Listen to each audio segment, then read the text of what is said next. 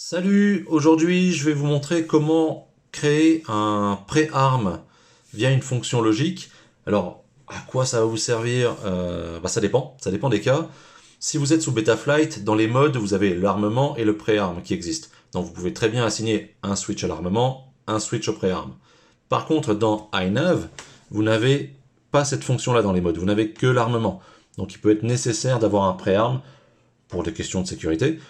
Ou même dans Betaflight ou EmuFlight ou autre, vous pouvez vous dire, bah tiens, je vais m'économiser un channel, et du coup, je vais mettre le préarm et l'armement via une fonction logique qui ne me bouffera qu'un seul channel. Donc pour ça, j'allume ma radio. Voilà, j'ai créé un modèle. Ça, vous savez le faire. Si je vais dans mes entrées, donc vous voyez que j'ai mon throttle, j'ai mon yaw, mon pitch et mon roll.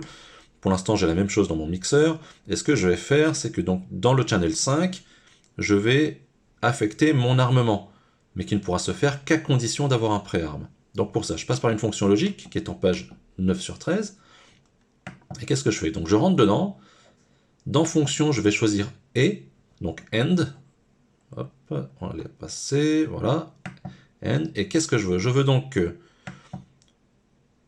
un de mes switches, en l'occurrence le temporaire qui est là, tac, en position basse, donc SH en position basse, et mon switch d'armement en position basse, tac, viennent activer la fonction L1.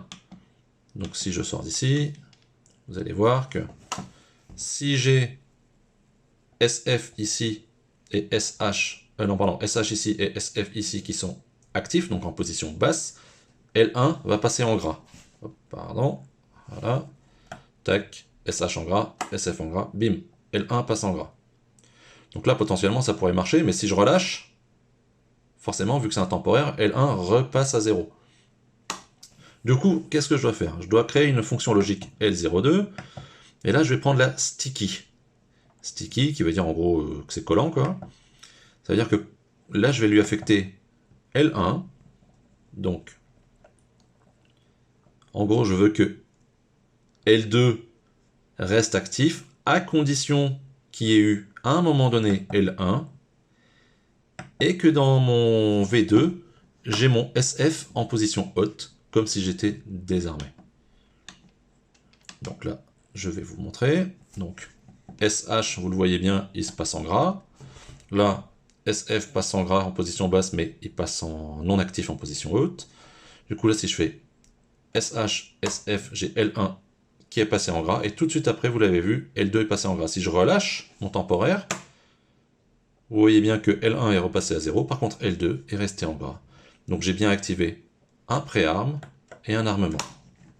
Donc je remonte, SH, SF, paf, L2 est passé en gras, là je suis armé. Si je fais que armement, j'ai mon L2 qui reste à 0, mon L1 qui reste à 0 aussi. Si je fais que mon temporaire, il n'y a rien qui se passe non plus à part SH. Bon, là ce n'est pas tout, maintenant il fallait que j'aille dire à la radio sur quel channel je veux ça. Donc je reviens sur ma page des channels. Hop, pardon, sur mon mixeur. Donc là je vais lui dire que mon armement, la source de mon armement, ça sera non pas un stick, mais une fonction logique, la fonction logique L02. Donc on va regarder. Je vais me mettre, donc channel 5. Je vais me mettre dans mes sorties. Vous voyez que channel 5 est inférieur à 1000, donc en gros est désactivé. Si je fais juste mon temporaire, il ne se passe rien. Si je fais que mon armement, il ne se passe rien. Si je fais temporaire, armement, bim, il est passé à 2000, j'ai tout lâché, je suis armé. Voilà, voilà comment ça marche. Rien de bien compliqué. Mais par contre, ça peut rajouter un peu de sécurité, sauver vos doigts ou autre, ou les doigts de vos potes. Donc voilà, n'hésitez pas à le faire. Allez, à plus!